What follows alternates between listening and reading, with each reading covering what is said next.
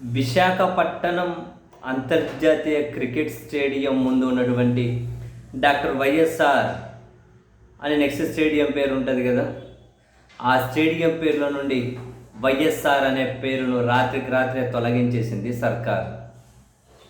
సరే, ఇదేమీ నాకు పెద్ద ఆశ్చర్యం కలిగించలేదు.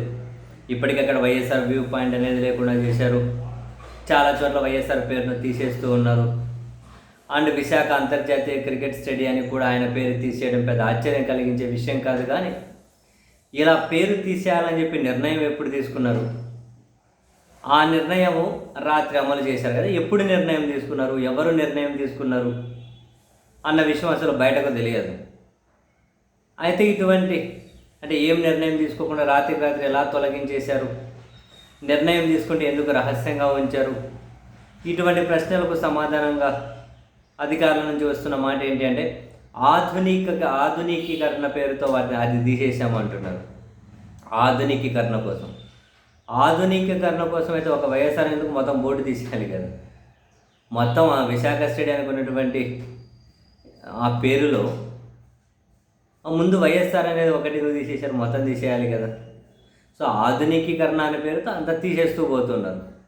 ఒక ప్రొసీజర్ కానీ ఫాలో అవ్వకుండా ఎప్పటి నుంచో ఉన్న పేరును ఇలా రాత్రికి రాత్రి తీసేయడం ఏంటి అన్నది ప్రశ్న. సరే, నన్ను అడిగితే నాకు ఆశ్చర్యం కలిగించకపోగా వైఎస్ఆర్ అనే పేరును తీసేయండి, లేకపోతే విశాఖ అంతర్జాతీయ క్రికెట్ స్టేడియానికి ఆ పేరును తీసి మొత్తం బోర్డుని తుక్కు చేసి పెట్టేయండి, ఏదైనా వేసుకోండి. కానీ ఆ పక్కనే ఉన్న విశాఖ స్టీల్ని తుక్కు చేసి ప్రైవేట్ వాళ్ళకి అమ్మకూడదు. చూడండి, విశాఖ స్టీల్ ప్రైవేటైజేషన్ అయ్యే తీరుతుంది, 100% అమ్మేస్తామని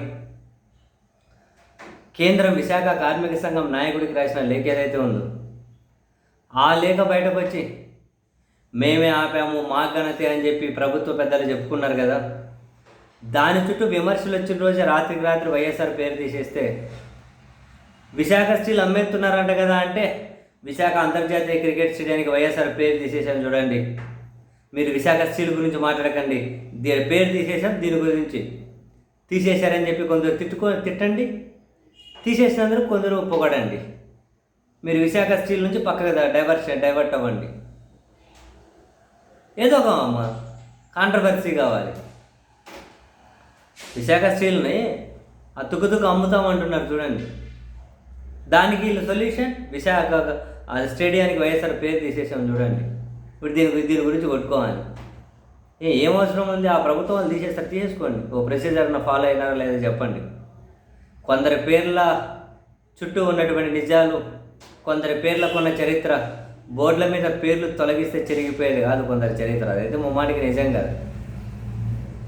ఈ ప్రభుత్వం వీళ్ళొచ్చారు తీసేశారు, నెక్స్ట్ ఇంకోరైతే పెడతారేమో, లేకుంటే ఇంకో దానికి పెడతారేమో. పనికొచ్చేటట్టు చూడండి అని అంటే అంత పనికిరాని దాని చుట్టూ చర్చ, పేర్లు తీసేయడం, పేర్లు పెట్టినామనడం, రకరకాలుగా ఇది ఒక పెద్ద ఫ్యాషన్ అయిపోయింది. ఏదో కొన్ని పేర్లను, కొందరి వ్యక్తులను ద్వేషించే వాళ్ళని సాటిస్ఫై చేయాలి అని చెప్పి ఇటువంటి ప్రయత్నాలు చేసుకుంటూ పోవడం కాకపోతే మరి ముందే చెప్పేది ఉంటే ఆ పేరు తీసేయాలని చెప్పి నిర్ణయం తీసుకున్నామని. అప్పుడు ఇంకా తీసేసిన ఏమయ్యేది కదా. ఎప్పుడు నిర్ణయం తీసుకున్న రాత్రికి తీసేయడానికి? ప్రభుత్వం అంటే ఒక వ్యవస్థ సిస్టమ్ ప్రకారం నడవాలి కదా, ఇష్టం వచ్చిన నడుతూ పోతుంటుందా ఏంటి?